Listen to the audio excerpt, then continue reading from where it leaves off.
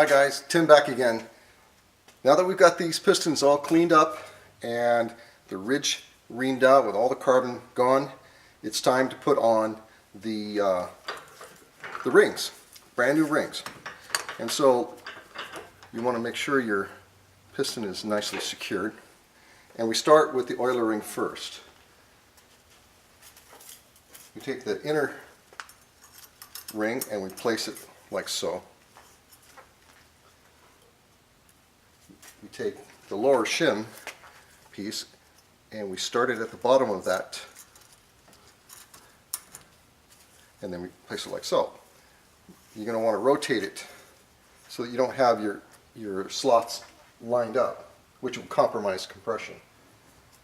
And we take the next shim and we place it like so. So, moves nice and smooth. That's what we want. So now, we want to then install the second ring, and when I was taking all the old rings off, I noticed that the second ring had the groove pointing down. So what does that mean? Well, the second ring has an inner groove. It may be hard to see on the film there, but there is a little chamfer there, and that needs to go facing down.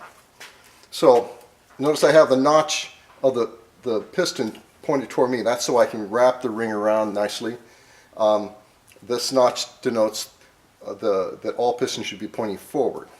So what I do is I grab the ring with my thumbs and fingers like so, and I start it in that second groove, and I carefully wrap it around, because if you expand it too much, you're going to break it and you're not going to be real happy.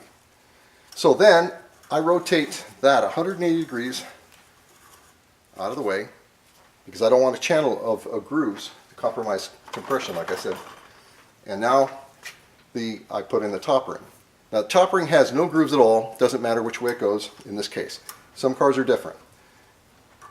And I do the same, wrap that ring around,